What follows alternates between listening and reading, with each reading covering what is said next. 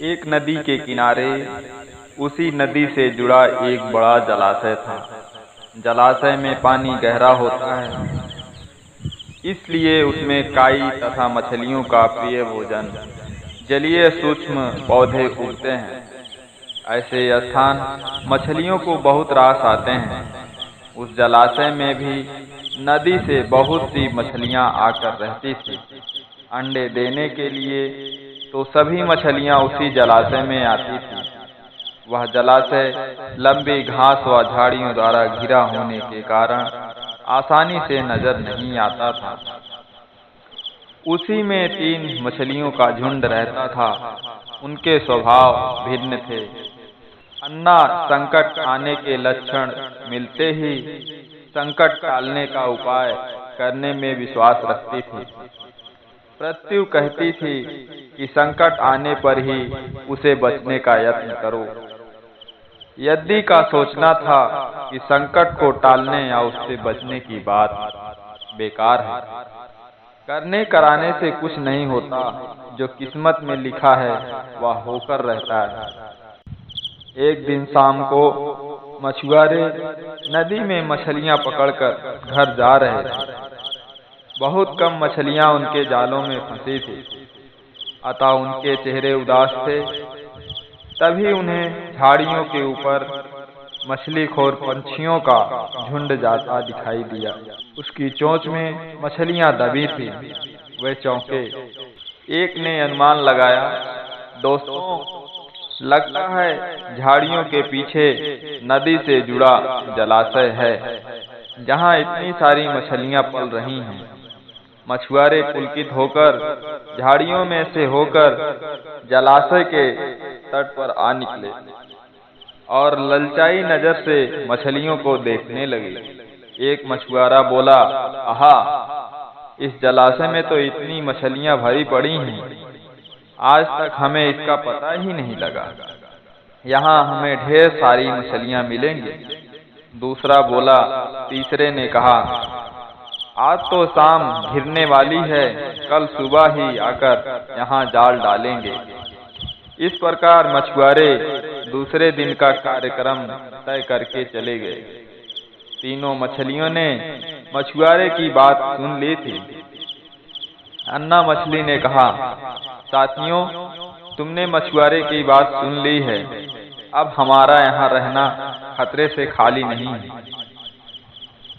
खतरे की सूचना हमें मिल गई है। समय रहते अपनी जान बचाने का उपाय करना चाहिए। मैं तो अभी ही इस जलाशय को छोड़कर नहर के रास्ते नदी में जा रही हूँ। उसके बाद मछुआरे सुबह आए, जाल फेंके मेरी वला से, तब तक मैं तो बहुत दूर अठखेलियां कर रही होंगी। प्रत्यु मछली बोली, तुम्हें जाना है तो जाओ, मैं तो नहीं आ रही। अभी खतरा आया कहाँ है जो इतना घबराने की जरूरत है। हो सकता है संकट आए ही ना। उन मछुआरों का यहाँ आने का कार्यक्रम रद्द हो सकता है। हो सकता है रात को उनके जाल चूहे कतर जाएं। हो सकता है उनकी बस्ती में आग लग जाए।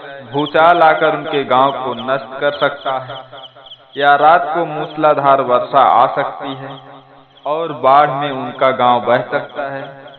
इसलिए उनका आना निश्चित नहीं है। जब वह आएंगे तब की तब सोचेंगे। हो सकता है मैं उनके जाल में ही ना फंसूं। यद्दी ने अपनी भाग्यवादी बात कही।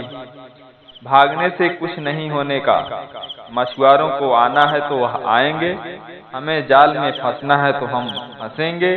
किस्मत में मरना ही लिखा है तो क्या किया जा सकता है। इस प्रकार अन्ना तो उसी समय वहां से चली गई। प्रत्यु और यद्दी जलाशय में ही रही।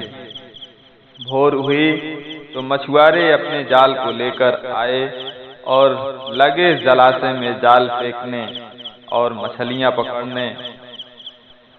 प्रत्यु ने संकट को आए देखा तो लगी जान बचाने के उपाय सोचने।